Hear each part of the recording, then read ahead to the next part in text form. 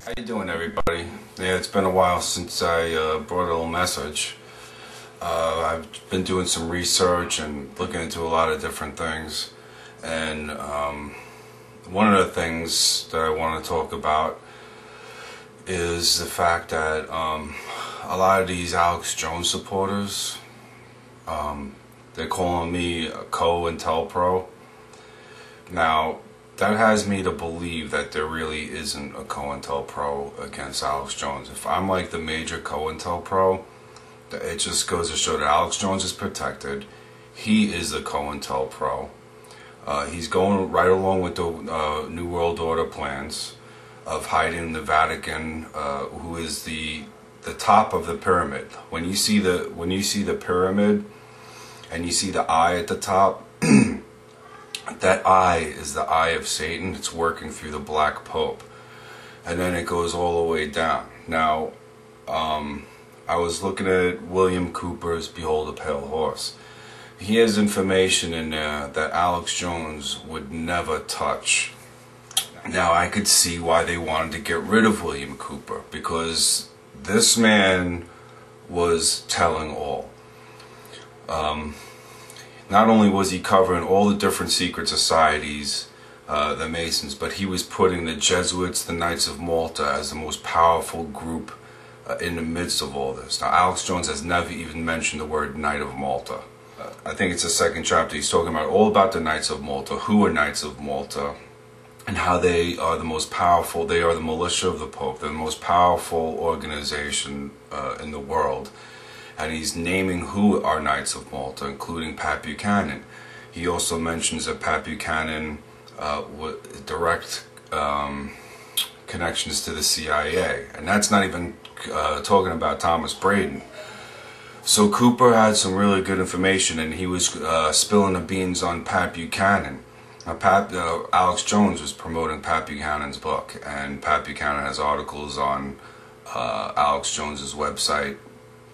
And Pat Buchanan has Alex Jones's interview with Pat Buchanan on Pat Buchanan's own blog. You know, William Cooper, now, he was saying that the Masons infiltrated the Catholic Church. Now, I could see why he would say that. That's wrong. But I could see why he would say that because they really are so mingled all together, and that this is done on purpose to make it look like they're separate groups. This way they could cause the confusion, and that's what they're meant to do, is to come in and to confuse. They're confusion agents. The Vatican played a part of every different kind of misinformation agent in this country. Now, to confuse, they have to have all these different groups, and they have to, you know, put the blame on one another. So you're looking at this group, you're looking at that group. They're mingled all in all these groups, but the Vatican is the power at the top, and always has been. Well, for hundreds and hundreds of years. Now, someone was saying, what monarchs were in the papacy? What popes were? Well, look at the Medici family. They had queens of France, and also 3 or 4 popes in the Medici family, which is one of the most powerful families that ever lived.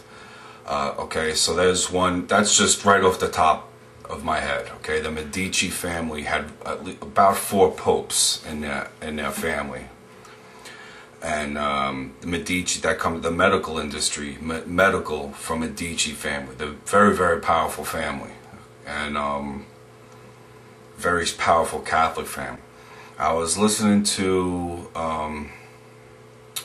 this Alberto Rivera again, and he was saying that the burnings of the witches, he says that that's just that was a fraud, that they weren't witches, they were Christians. They were calling them witches, but really what they were doing is they were rooting out Christianity. Now, I think that what's going on now with the Islam and the torture and the questioning and stuff, is they're getting ready to practice to take over churches, because churches are going to probably have to go underground in this country. Because slowly, not even slowly but surely, but they're making Christians look like hate groups. They have this this Baptist church, they call it, saying God hates fags and picketing soldiers' funerals. Okay, this is part of the plan where they're trying to cause hatred towards Christians, and they're going to use instances like these people to pass legislation against Christians that they're not going to be able to preach the Bible at all, which says that homosexuality is a sin. The Weishaupt was a Jesuit-trained school. He was a Jesuit and a professor of canon law. He was a Jesuit till the day he died. Okay, he started the Illuminati. They start off all these different branches of the Bilderberger was started by Redinger. He was a Jesuit and he was a Mason. Rupert Murdoch is saying that he's half Jewish because his mother's name was Green. Now, if you look at the etymology of Green, that's not Jewish. Jewish people started taking the name Green more recently. But Green goes way back, and its roots are deep in Ireland and England.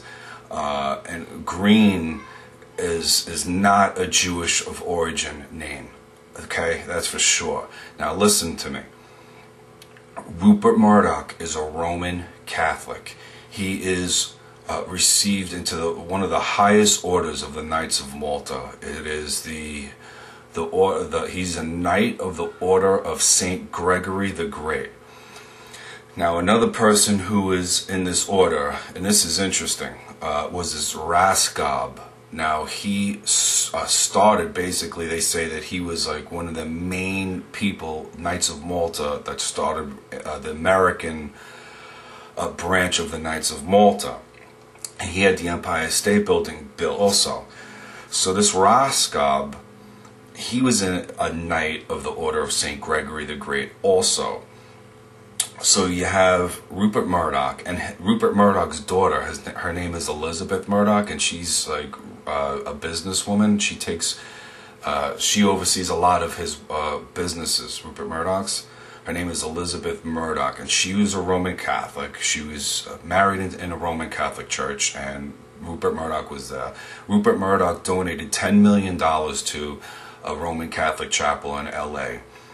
So Rupert Murdoch's mother, her maiden name was Green, okay? Elizabeth, just like Rupert's daughter. And Raskob married someone, her maiden name was Green also, same spelling, G-R-E-E-N-E. I think it could also be used, it is used as G-R-E-E-N. Now, as I said, the roots of Green go back into Ireland and all this. I'm putting it on my website, okay?